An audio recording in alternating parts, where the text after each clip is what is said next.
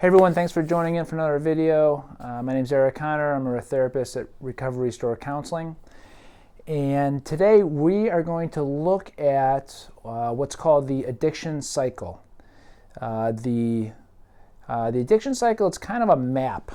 It's a way of kind of seeing how addiction plays out in a cycle and what those stages are. So I want to go over this and just talk about it a little bit, and hopefully we can learn something about it, or you'll be able to connect with something in this to kind of learn more about whatever it is you may be going through. So there's a few stages here. The first thing around an addictive cycle, or what we kind of almost say is like an acting out period, it starts with what we say obsession and preoccupation. And I'm going to kind of I'll use an example with the whole cycle with this, but say with alcohol addiction,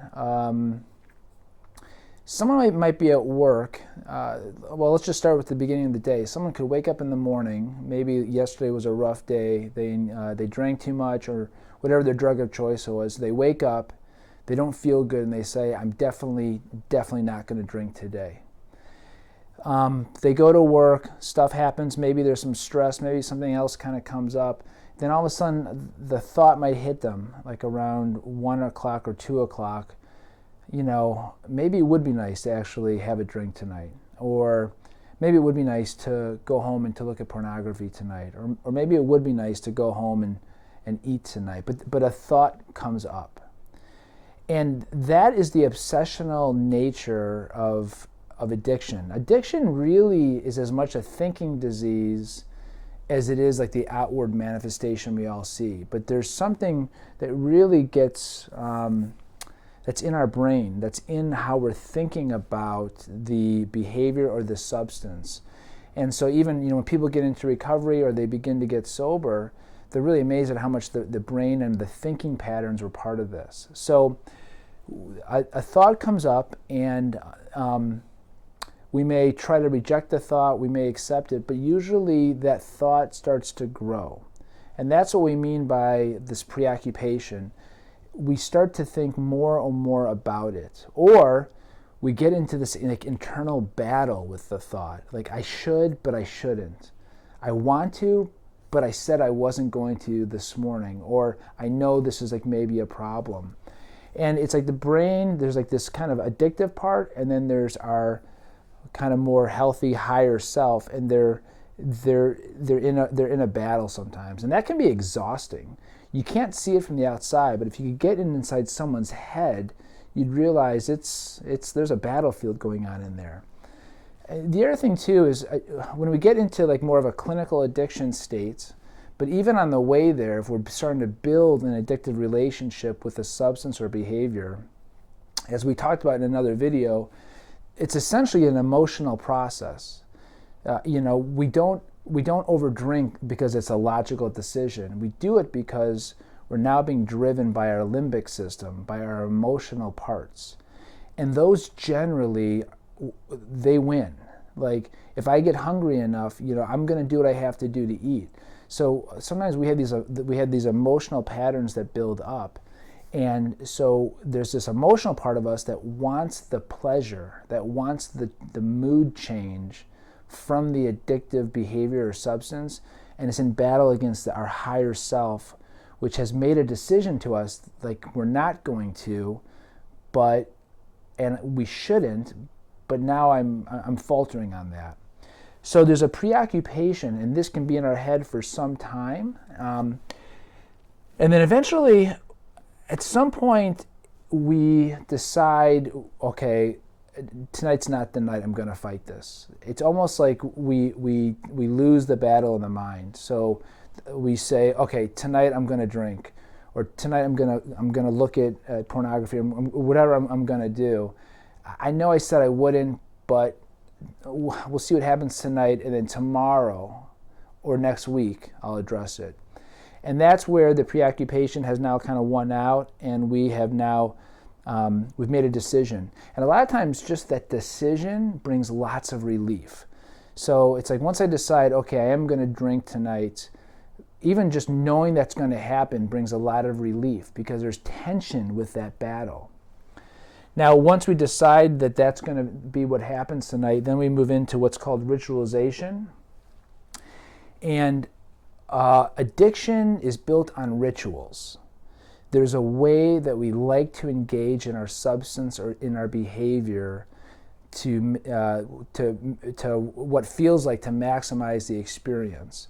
What it's doing psychologically is that as we work into rituals around our addiction, it disconnects us further from reality, and then it serves to begin to kind of heighten the intensity of the experience. So a ritual for an alcoholic might be that there's a particular store they like to go to, and then they might like to kind of peruse certain drinks or alcohol or wine. There's a certain way that they kind of do it, and they're beginning to get closer to the actual acting out. For people with significant sex addictions, with escorts or prostitutes, they may start with perusing pornographic magazines, or they may begin going online and looking at escort sites, and that's part of how their ritual is now further disconnecting them from reality and almost like preparing them to try to have an intense experience that will kind of maximize the perceived pleasure from the event. So we have these rituals that we get into, and it's not, again too, so it could be that there's a certain room in our house where we like to drink or we like to look at our computer. There's a certain chair. There's a certain way that we do these things.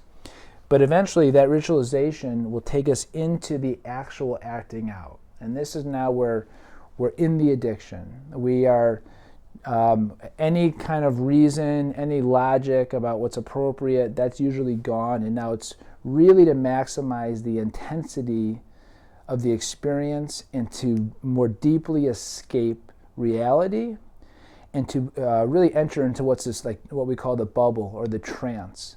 It's this state where I'm in this kind of bubble state, in this trance state. I'm interacting with my addiction as a relationship, and a lot of the outside world I'm just not concerned about, even if I'm with a lot of people. The other thing about acting out is sometimes, we'll probably do another video on this, but addictions can interact with each other. So when I drink, then I also smoke. Or if I do a lot of cocaine, I like to end that with a lot of food binging to satiate or to numb myself. So addictions can play off each other, and once we're in kind of a bad acting out period, a lot of times we'll see ways they can kind of interact. So, and when we're in this place, it's almost like there's a part of our frontal cortex, of our reasoning brain, that's just gone. When you see people that are, in a bad acting out cycle, it's hard to recognize who they are, because some of the morals or the integrity or whatever that would kind of normally drive their decisions and help them to decide what's appropriate is really gone. And that's just because it's almost like part of our brain is just not functioning at that moment. At some point, the acting out period ends. The body, the nervous system has hit some level of intensity that it was looking for. We feel like we've gotten what we've kind of initially gone into this for, and it ends. And very quickly after that, usually, our frontal cortex comes back online, our logical brain, we come back into reality, out of this trance state, and there's usually a ton of despair. It's like, how I did it again. How did that happen? I said I wasn't going to just like 24 hours ago. And there's despair because there's also a part of us deep down that's starting to realize, I don't think I have control over this. And to feel like I make a decision for something, but I can't follow through on that time and time again, that's a high level of stress for us. It's cognitive dissonance. And that is a scary feeling for people when they begin to kind of recognize that. And that's why there's a part of addiction, which is what we call it's unmanageable. If I can't follow through or control something, even just the fact I need to work so hard to control something is really a sign that there's something probably out of balance there. But that's why we say we're powerless, because we can't follow through on what we say we're going to do. And we have to realize there's a disease at play. There's a really strong nervous system factor. If people get too caught up on like willpower, or I'm just not strong enough, they're not understanding this the right way, because we're not going to have enough willpower consistently against addiction. You may have periodic nights of success, or weeks, or even months, but you'll typically look back and realize that was exhausting. We call that kind of a white knuckling phenomenon, and it's just not going to last. Addiction is patient, it's cunning, it's powerful, it's baffling, there's all these words, but it's almost this like alter ego that will wait until the right time, but it is going to come back. It almost assuredly will without the right kind of treatment. So we enter the state of despair, and that can increase a lot of shame, and that can also now change some beliefs about what we have about ourselves. Lots of people have really had, they've considered themselves to have good self-esteem, resilient, I can follow through, I can be successful, and then this happens enough, and we start to get some tough feelings about who we are, and like, what's wrong with me? Those are those can increase a sense of shame, and then, like I said, we get this despair. Now, the really hard thing is there's no better way for our nervous system to get you out of despair than to start a new one of these cycles. And that's why addiction is it's like a spiral to the end, downward, because we get this great despair about what happened, and we're in this, kind of a stress, we're in a distress, this dis-ease inside of us, and then this thing starts up again, because it's a way of distracting away from that pain, and we begin into this whole thing. So generally, this cycle can happen many, many times, hundreds for people, before they get to a place where they're ready to admit that they are powerless. Hopefully, it doesn't have to, but this is the general cycle. And there's lots of things that when people get into treatment, when they get into recovery, they get into therapy, how we're going to interrupt this cycle. And the best place, I'll leave you with this, the best place to interrupt it is in this first stage. If we get too far into this, it's like a boulder starting to pick up speed downhill. And when a boulder is going fast enough, it's really, really hard to stop. And the best that we can do is try to minimize the damage, which is when that boulder kind of rolls off at the end there. So the best thing to do is to try to interrupt it right here. And what we have found time and time again is the best way to do that is to make some sort of human contact. So if we can call someone and tell them honestly about what's going on, it gets us out of our head, and that can kind of break the cycle a little bit, enough for us to stop the whole cycle and begin to try to choose a different path.